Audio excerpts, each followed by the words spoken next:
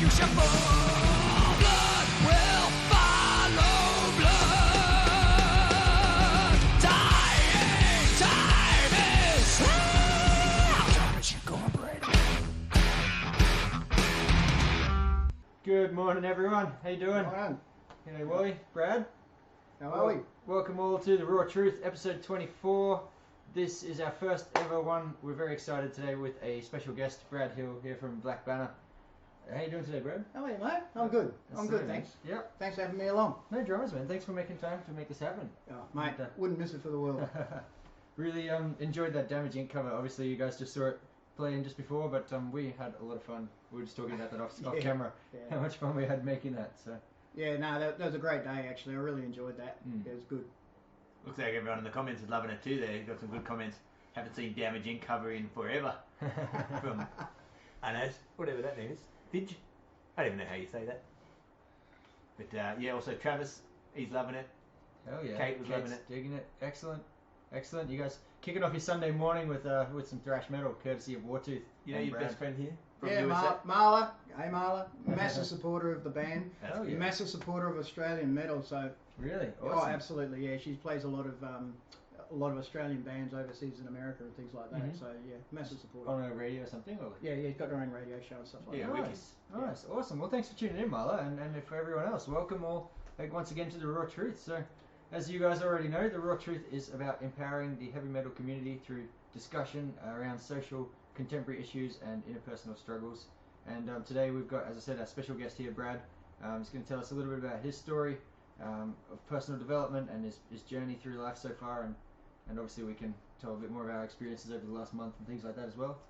He's definitely got a lot of wisdom to share. He's been through a lot of experience, and you know, just chatting to him off camera, like it's so good to, you know, feel like other people, you know, because we all have problems and we all have experiences and challenges that we overcome, and it's always just good to share that, to make you feel like you're not alone in your own struggles, you know, whether you think you're here or you're here, wherever the case may be.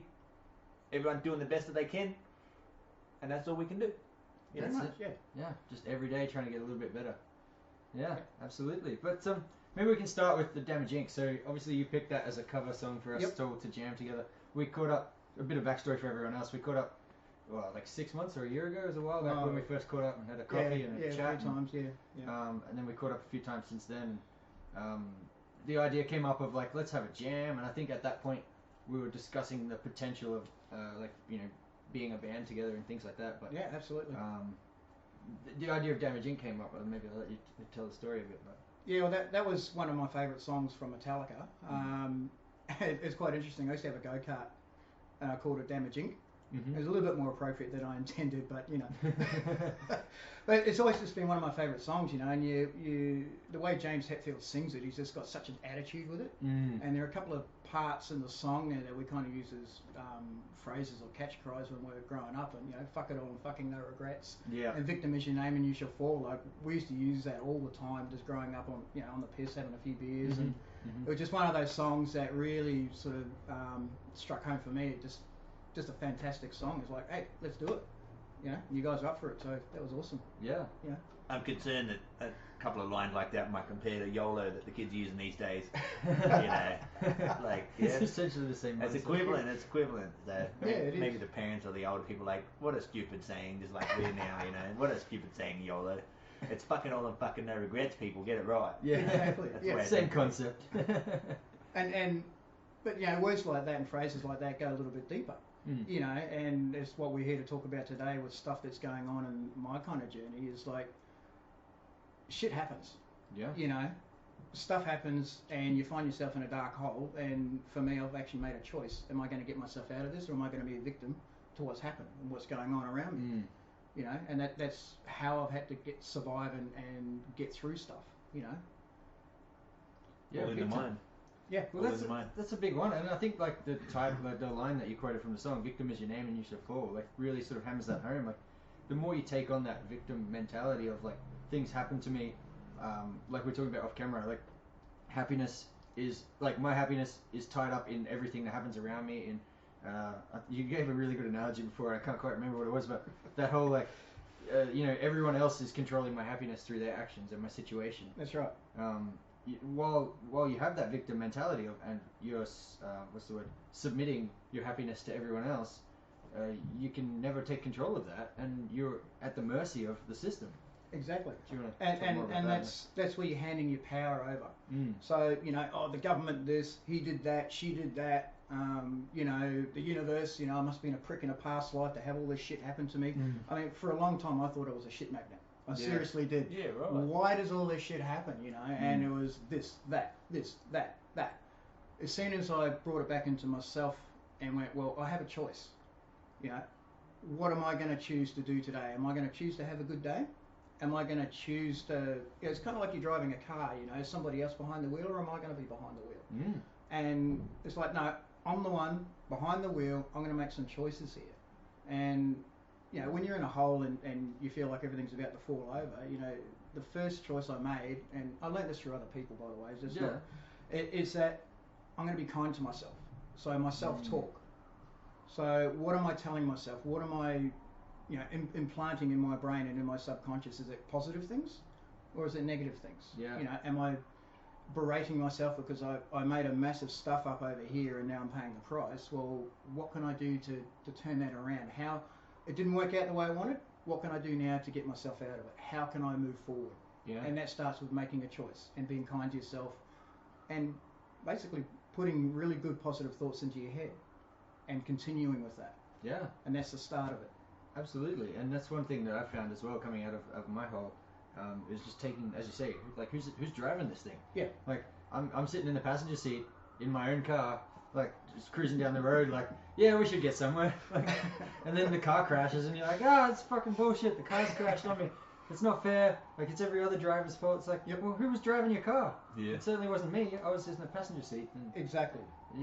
the more you leave that up to everyone else, the more you're gonna have problems, really. But I'm actually curious to see like if anybody else has a lot of self-talk things that they do, like positively or negatively, or if you catch yourself on those things. Like, do you find when you're talking to yourself, like that little dialogue in your head, are you berating yourself, as you're saying, or are you pumping yourself up?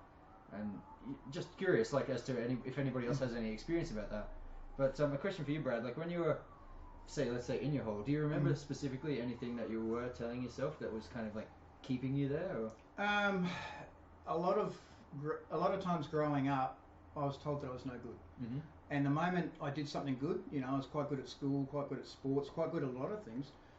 As soon as I was did something good, I got squashed. And so it was that whole, I'm not worthy thing. I'm not worthy of success. I'm not worthy of love. I'm not, I'm useless. I'm this, I'm that. I stuffed this up. And it's all that, I'm no good, I'm no good, I'm not worthy, I'm not worthy, I'm not worthy. And guess what? That became my reality. I told my subconscious mind that enough times that that's what I created and continued to create until I turned that around, and then started putting the good stuff in. But that takes a long time and a lot of hard work, and you've got to stick to it. Absolutely, yeah.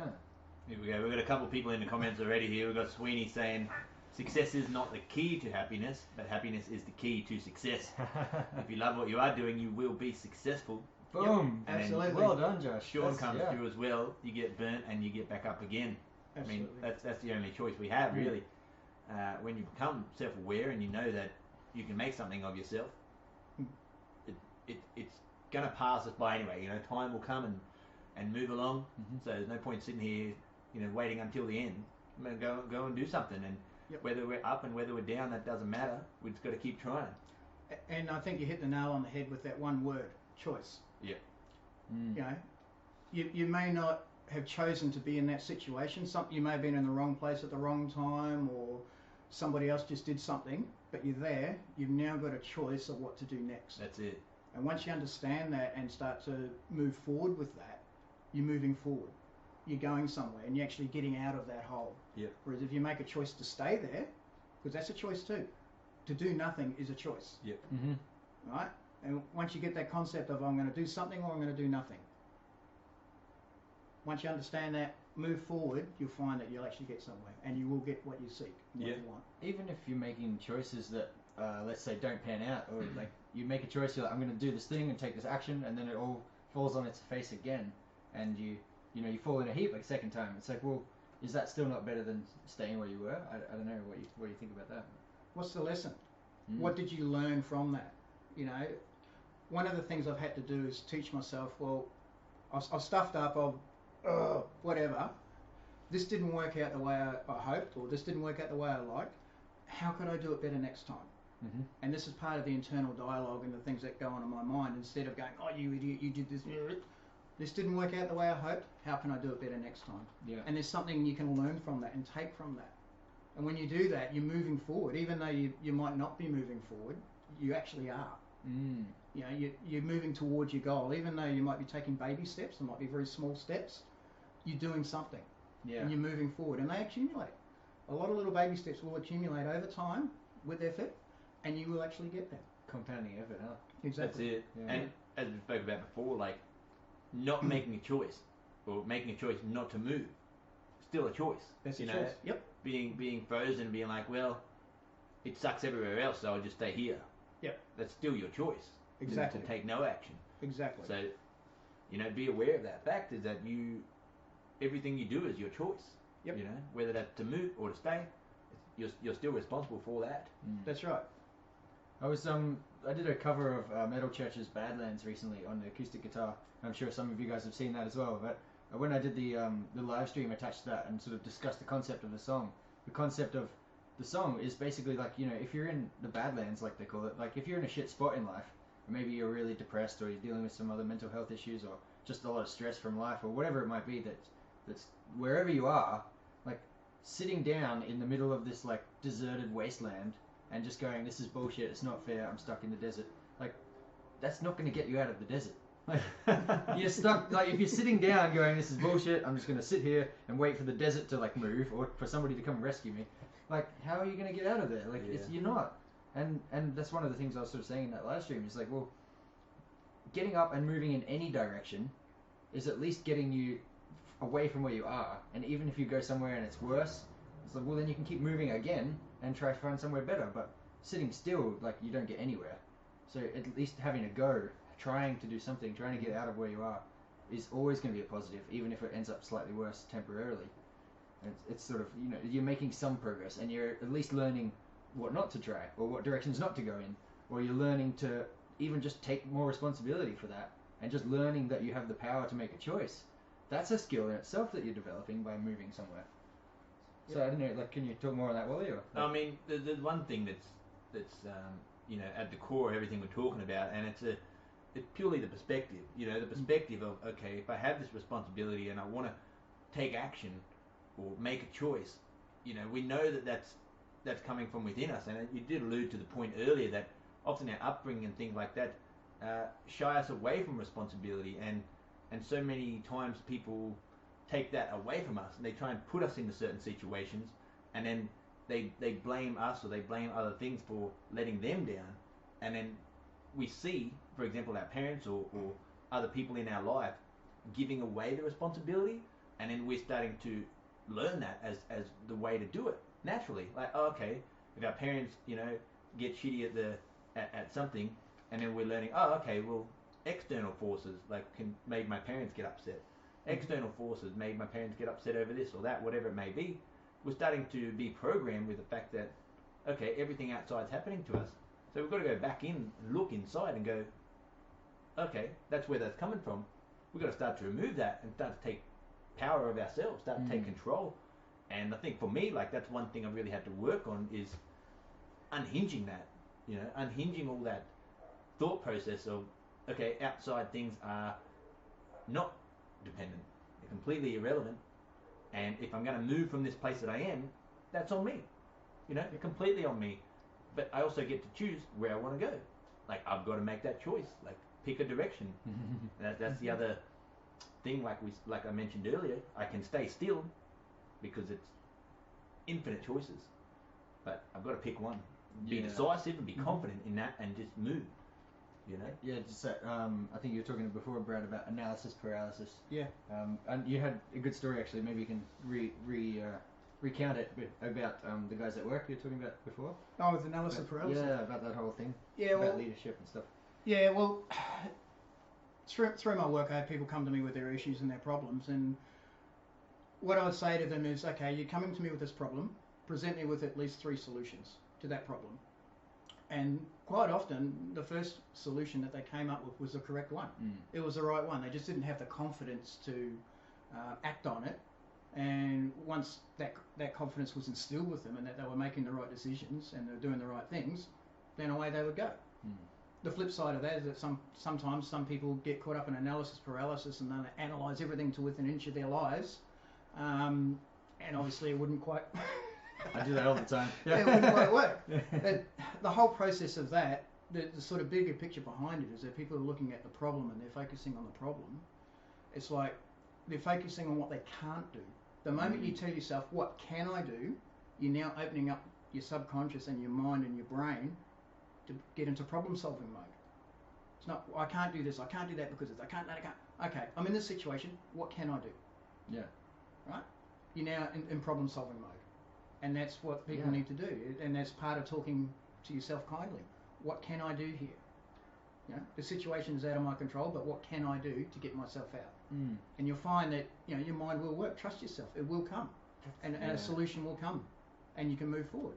That's so powerful. I think even just when you're saying that, it's like watching over me, just like, that's right. Like, it's, no matter what sort of situation you're in, it's like if you are looking for all the things that you can't do, you're going to find a big list of them. Exactly. But if you're looking for the things you can do, your brain gets to work. And we all have like some element of creativity in our brain, which is designed for problem solving. And it's like the minute you wake up that part of your brain by saying, what can I do? Your eyes and your brain are just like, well, what can I do? And then start looking for it. And you'll find something, even if it's one thing and it's like some tiny little thing. It's like it's something. And you're taking a baby step in the right direction. And then that grows and it grows and it moves forward. And it starts with the choice to make the decision to do that.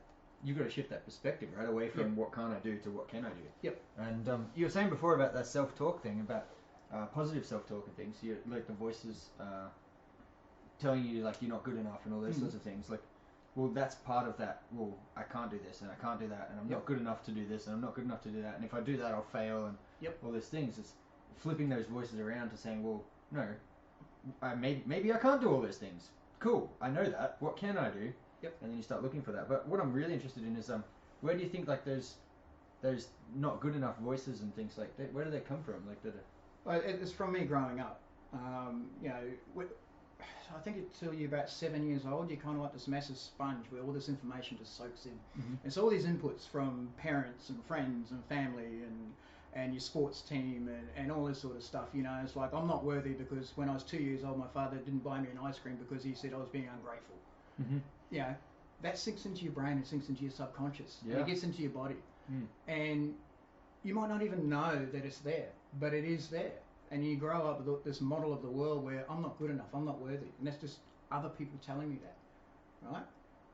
It's not my fault that they were telling me that, but it did have a massive impact on me. Yeah. Right? And it's, I am allowing to have that hold me back. That's So like I'm- shifting the victim mentality right there as you're talking about it. my natural thing is, it's holding me back. No, I'm allowing it to hold me back. Right? And so here we are on a live stream. I'm catching myself out right now. Yeah. Right? I've got all these voices holding me down from when I was younger. Well, what can I do, right? I'm allowing them to hold me back. Now, I'm in this situation. What can I do now? What is my next step? And I start asking myself these questions. It might not come to me today. It might come to me in a couple of days' time. Yeah. But it does come. And by continuing to do that, I mean, I got to a point where I write little post-it notes, CYT, catch yourself thinking. And I stick them, you know, in the car, on my computer, in my guitar case, anywhere I go, and there'd be this little post-it note. And that's just a reminder, what is my thought process right now? Where is my mind? Is it on the problem? Okay. Or am I in problem-solving mode? Am I being kind to myself? You know? And I would gently pull myself into the positive. You know, problem-solving, being good, being kind to myself. I wouldn't berate myself for thinking a negative thought because it comes, it happens. Yeah. You know, and that's really important too, yeah. Yeah, and actually being kind to myself, bring myself across and continue to move forward. And you do that enough times, it becomes habit. You know? And it becomes a part of who you are. I like what you said there, and that's something that Travis has alluded to here. You know, a big problem is that people talk themselves into that situation and then they think that becomes normal and then they deserve to be stuck in that rut. And that's the problem. These voices are so toxic and it is really hard to escape. That's right. So you've alluded to a couple of things there, like what can we do to actually flip that around? Well, we've got to catch it in that moment, That's right. and not, as you said earlier, not like stamp it out, as in trying to, you know, push it away in an aggressive manner, but just be kinder to yourself, which is something Marla said earlier as well. You know, That's right. really being patient, I think, is another key word that we can use.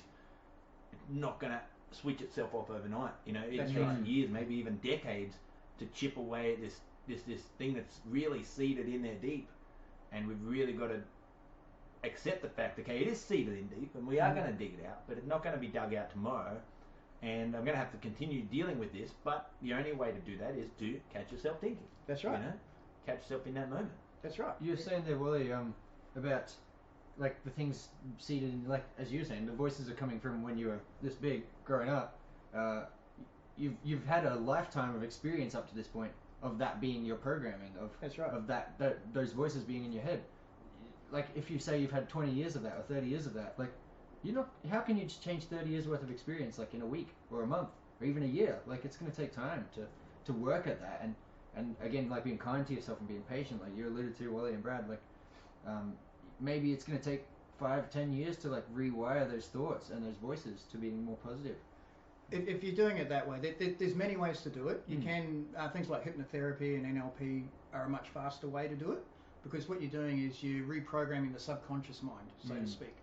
But when you're on your own doing it yourself, you just got to continuously do it and stick with it. Yeah. And not be afraid. You know, sometimes you're going to have moments. I have moments where I'm going to fall into a heap. I'm going to fall into a hole. But I know it's only a moment, and I'm not going to allow myself to unpack my bags and live there.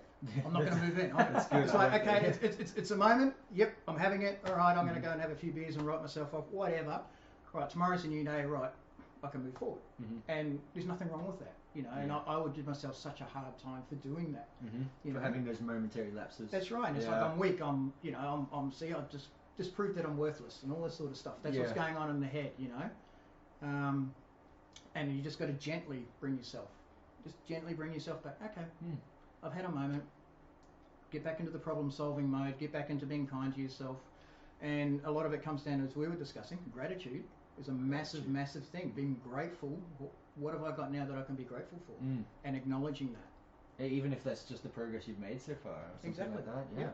And like Kate said there, you know, it's like being in the gym and you can't reach your goals in a day. So I'm actually curious, Kate. Do you go to the gym and work out? Because like if you do, I'd love to chat about that like afterwards. Because I'm all about that stuff, and I'm always trying to find more metalheads that are into fitness and things like that. So let me know if you're into like gym working out or something like that. I'm keen. But you were talking again about that subconscious and reprogramming it, and I think you were telling me, Wally was telling me the other day about this concept of the computer. Yep. Of those programming. So could you tell that story a little bit more? Yeah. It's basically you got your conscious mind and your subconscious mind. Your conscious mind is what we're doing now. Just we're aware of everything that's going on, and that kind of takes up about 5% of who we are and what we do.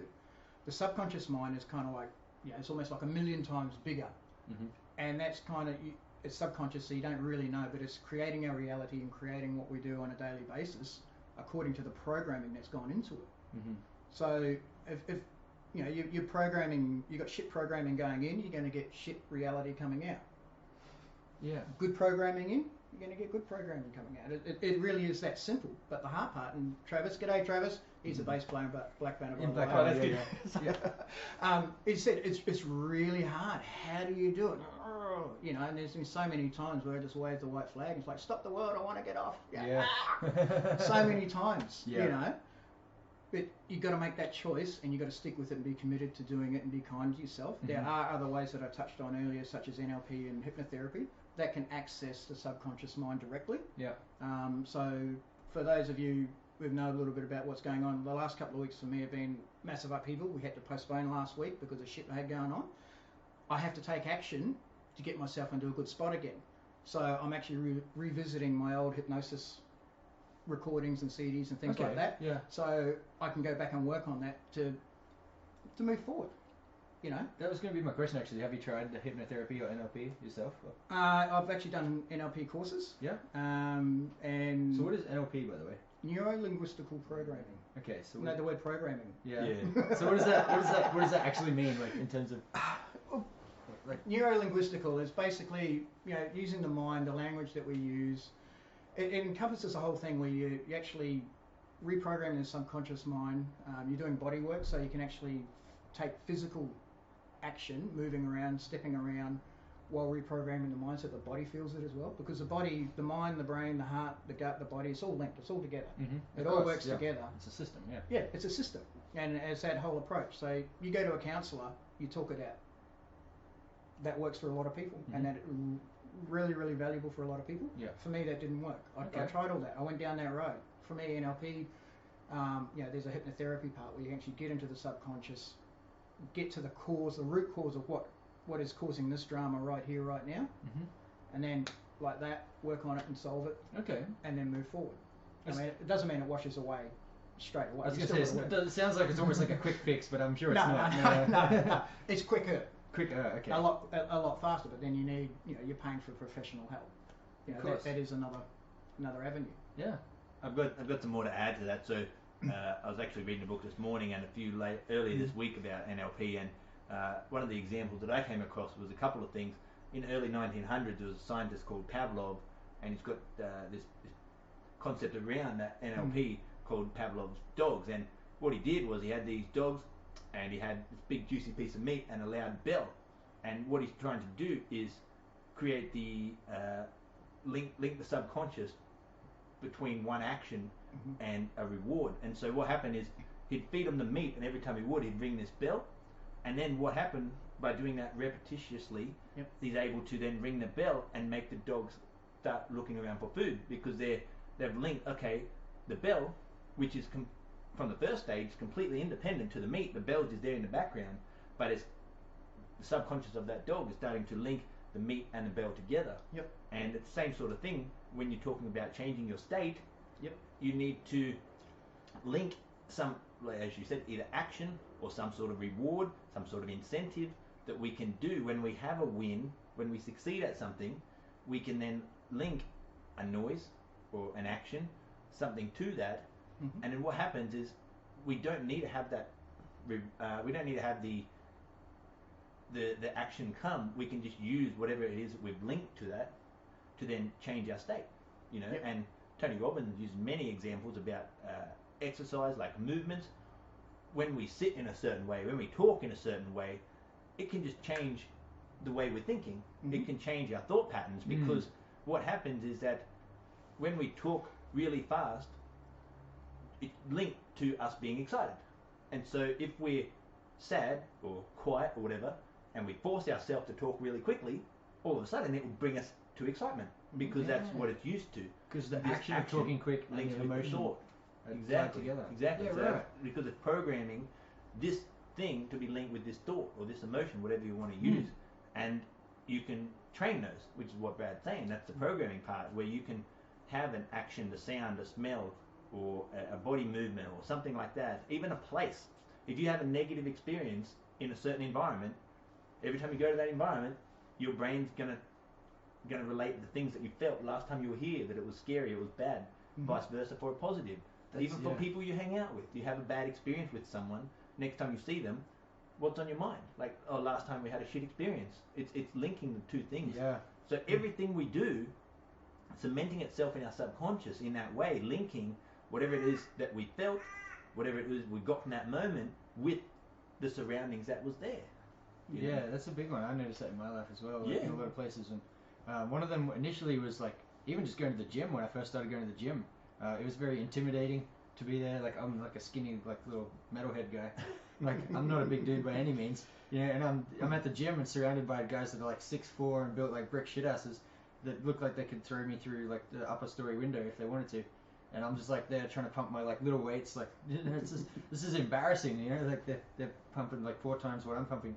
And so that sort of intimidating feeling that I felt at the gym, like, would sort of almost stop me from going to the gym, because I'm like, I don't want to go there again because I feel crap. And then when I did go, like, the workouts were not great and all those things, because I was so caught up in the emotion.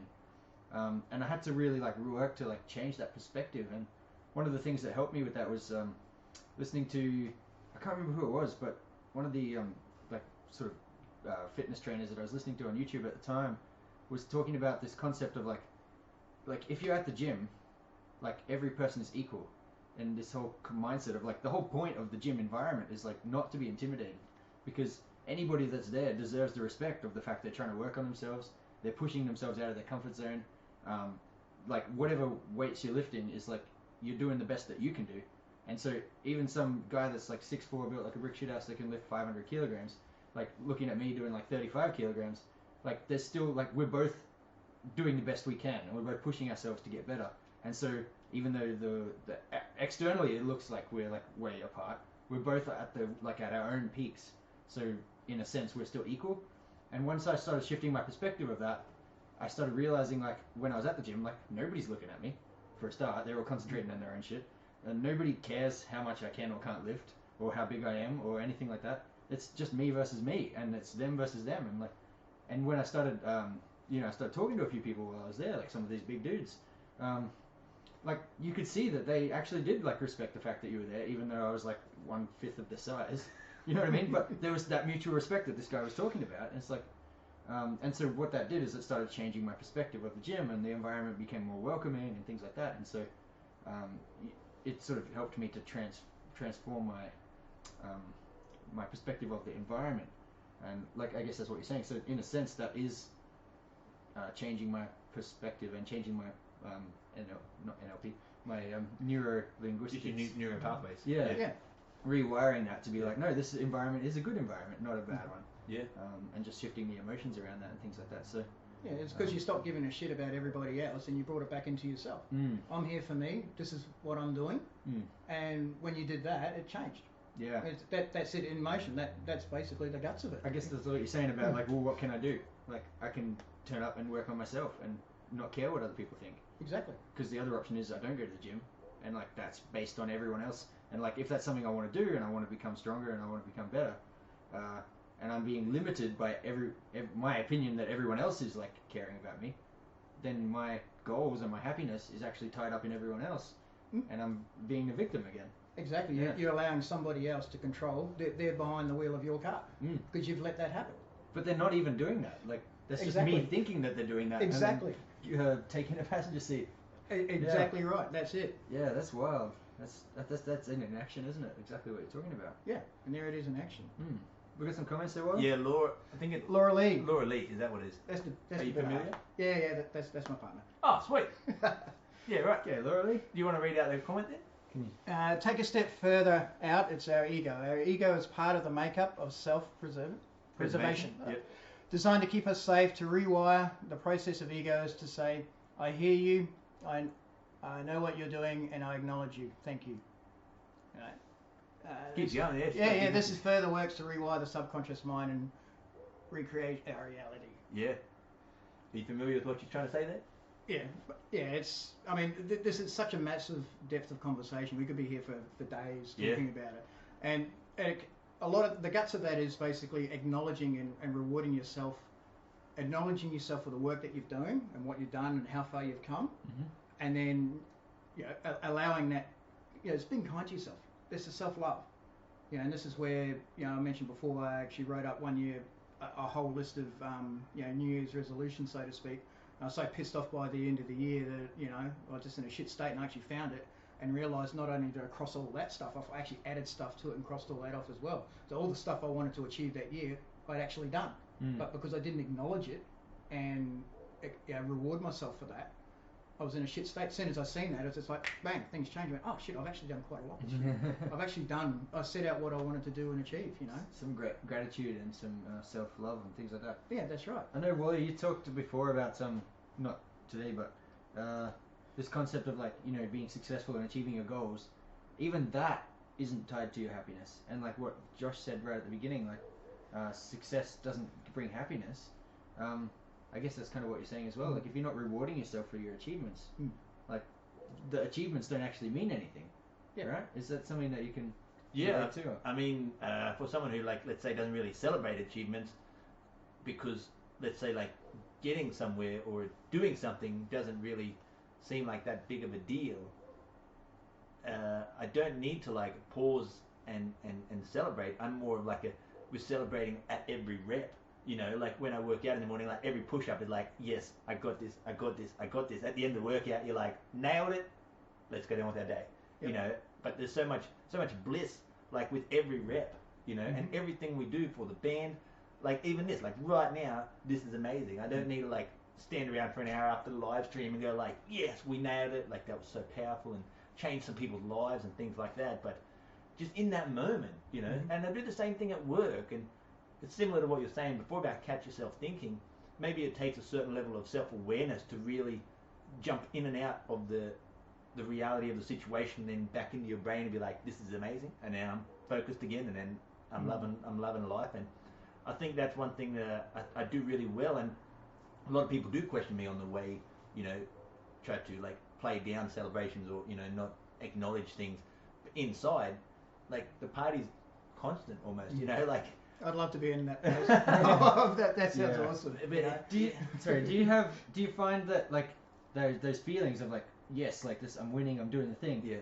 Is that attached to getting the result, or like if the result goes shit, do you still feel the same way, or? Well, as we've spoken about before, I think so many things are based on just a process, you know, just that journey. And so, as Brad said earlier, when we know, okay, the journey went long, but maybe we didn't get the thing we were trying to get to, what's the lesson that we get from that? And again, when you learn a lesson, that's amazing. You know, that's like a celebration in itself. Like, Yeah. And that's something that we deal with at work all the time, because you're always trying to improve the process and, you know, finding limits and making mistakes. And I'm working really hard with the guys at work to really see mistakes as like, don't feel shame. Like, there's no reason to feel shame and guilt. Like, you've uncovered Oh, there's plenty. a but- problem. Yeah. Plenty of reasons to. Plenty of reasons if you want to, Yeah. but I choose not to. And Yeah. like, I'm trying to program the guys at work to think in a similar way. Like, if you feel shame and guilt, all that does is make you perform terribly for the rest of the day. You're probably going to make some more simple mistakes you've already made in the past. We've learned those lessons. So how about, you know, take 10, come back like ready to keep going. We'll discuss the lesson. We'll figure out the solution, as we spoke about earlier then, and we can keep moving forward. And it just, all the things, they just link together, and we can really start to just maybe just be generally like more happy about it. And same thing with that NLP, like we're linking these experiences to the pleasure of the journey. Like not linking the pleasure to achieving the result, Yeah. but like I did the rep. Every rep is like, yes, I nailed that one, and I nailed that one, You and can this one always- was my max out. So that's good. You Now I've got could max almost out. get to the point where you're like, yes, I failed. Like, what am I going to learn from this? Yeah. What can I learn? Like, let me fail more. Like, yes, this is awesome. Hey, you're welcome to have some of my failures if you want. No, but it's that, as you say, Yeah, like yeah, linking you can link the happiness to the result. Yeah. When the result goes good, I'm happy. When the result goes bad, I'm not happy. Yeah. But then you're still at the mercy of the result. Yeah. Whereas like taking complete responsibility is like, even if I fail, I'm still going to be happy because it doesn't matter. Because like, if I failed, it means A, I tried. B, I found a limit. C, I could probably learn something from this. Like, and I know what not to do next time. Yeah. Like, those are all positives. Yeah. So like, that's right. even if I fail, it doesn't control my happiness. You know? Like, It's completely independent. you know, yeah, completely right. independent. But it's about obviously rewiring that. That's going to take some time. Yeah, Yeah. it takes time. Yeah, Yeah. absolutely. And I know one thing you've been working on too is basically something that Laura Lee alluded to there, is that when I hear that, like ego talking to us, and maybe the ego has a lot of negative things to say at times, and you know you've been working with the psych and saying like, okay, I hear what you're saying, but that doesn't matter. You know, you're trying to make me feel like shame. You're trying to make me feel guilty for not doing this thing I was going to do, but that's not going to come in and destroy my afternoon. That's right. Yeah. Yeah. I won't get into too much detail about that just yet. Maybe we'll save that for the next time. But this whole concept of like detaching yourself from your thoughts, not as in like putting them in the bin or like trying to get rid of your thoughts, but just like having the thoughts or having a feeling, even a feeling of shame or like sadness or anger or whatever the feeling is. It's like, okay, I have a feeling. That's cool. And now just sort of like, obviously when you feel things a lot of the time, especially if you're an emotional person, the feelings are like very overwhelming. They feel like they're right here in front of your face, and I can only see everything through the filter of this feeling right now. And what I've been doing with my psych is sort of saying like, well, if this is the emotion, like let's just bring it here, like not get rid of it, but just sort of take it away from your face a little bit so that you can see everything else and still have the feeling. and not letting the feeling like completely overwhelm you and blind you to everything. This whole concept of, if anybody's interested in it, like look up this, it's called unhooking.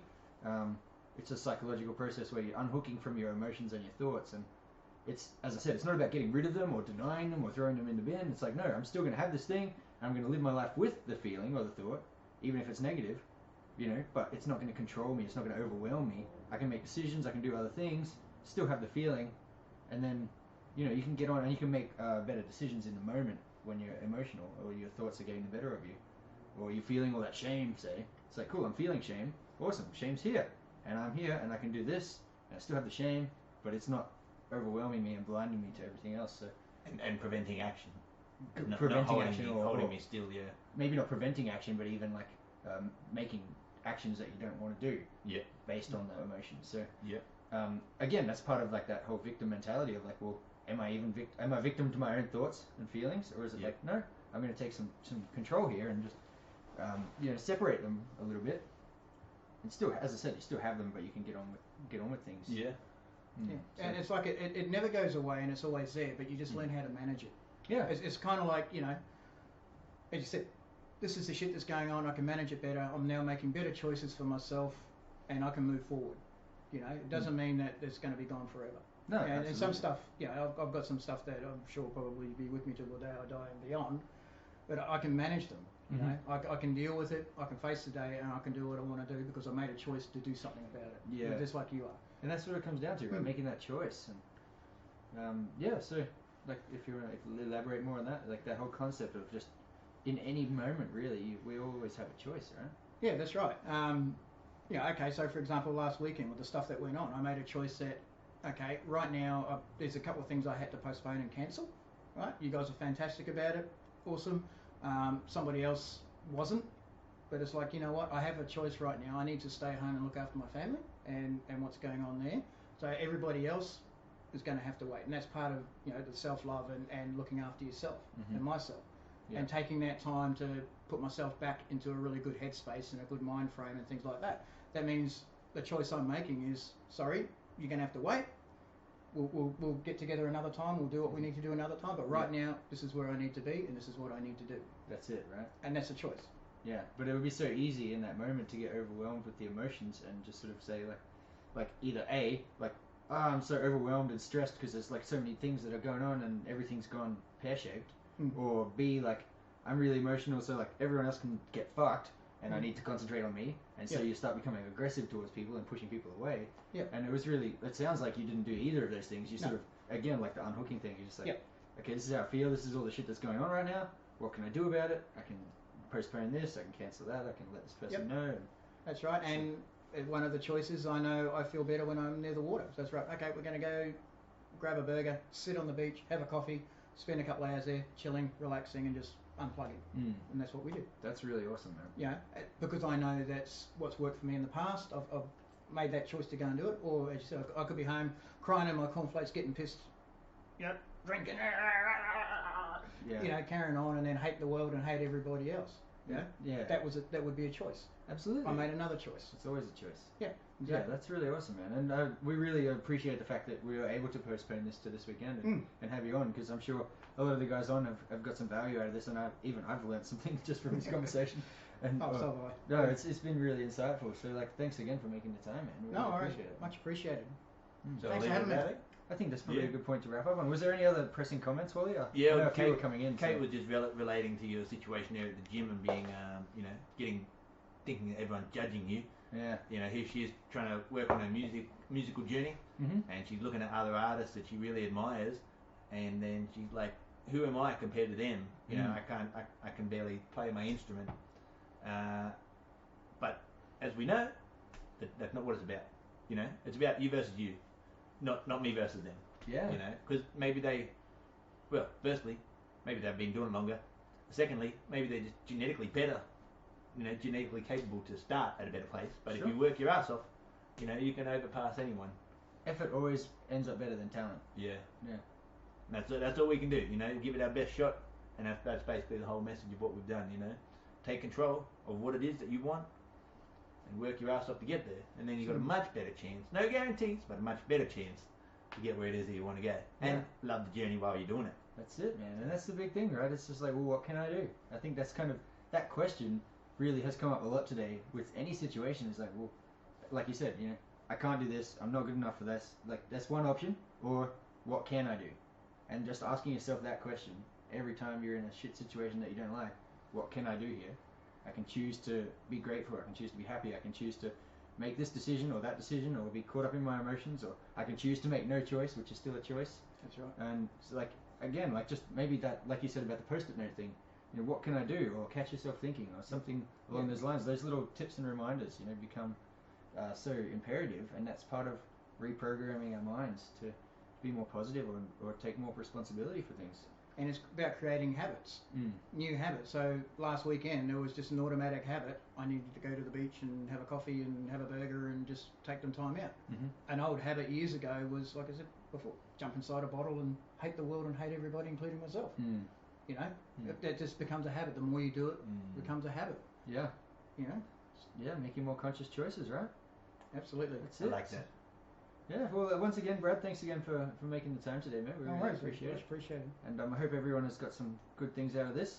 I know, as I said, we have. And once again, you guys, we jammed Damage Inc. with Brad on Brothers of Metal last week. Check it out on YouTube if you haven't seen it, or if you have seen it, give it a spin, give it a share.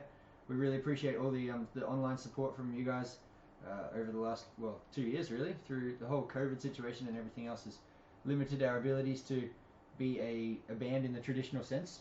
But we've had to adapt and say, well, what can we do? And what can we do is we can move a lot of our stuff online. We can start delivering entertainment and content and music things through YouTube and Facebook. So we really appreciate you guys keeping up with us and keeping up to date with our adaptations as we go along. And we've had a lot of fun doing some of these Brothers of Metal jams. We're going to have a few more guests on the next few Brothers of Metal and the next few Raw Truths as well. We're going to be expanding it to include other people and have more insights for everyone, so it's not just me and Wally talking all the time. And maybe we can sort of allude to the fact that we're getting a lineup together as well. We won't be divulging any information just yet about that, but keep your eyes peeled, because we will be back on stage this year with a full band, and we're bloody excited about that. So Yeah. Oh man, it feels good. It feels good to even say that. So thanks again, everyone, for making the time today and joining us on the Raw Truth. We hope you all have a kick-ass Sunday, and just remember, like, what was the question that we just asked before? So what can you do? what can I do? Yeah. That's So it. just with that too, like, Brad, is there anything you want to plug? I mean, you know, you play in a band, everything like that. Oh yeah, check Check 'em out out. Black Banner. Yeah. Yeah. What sort of music do you play? Yeah, we're a thrash metal band, so we kind of, we're the love child of old Metallica and old Megadeth put together. Oof. That's Yeah. kind of what we do. Absolutely. And you guys are Brizzy, Sunny Coast based, right? Yeah, half the band's in Brizzy, half the band's in Sunny Coast. So Yeah, we should have done a proper intro about that. We sort of skipped over all that and just got straight to the meat and potatoes. Yeah. But oh yeah, But yeah, so we'll put up some links to Black Banner and some of their stuff as well, guys. So make sure you check them out and support the fellow Aussie musicians. Awesome. much appreciated. Have a ripping day, guys. Enjoy it. See Be you kind next to time. yourself. See you later. Always. Yep. Damage Incorporated.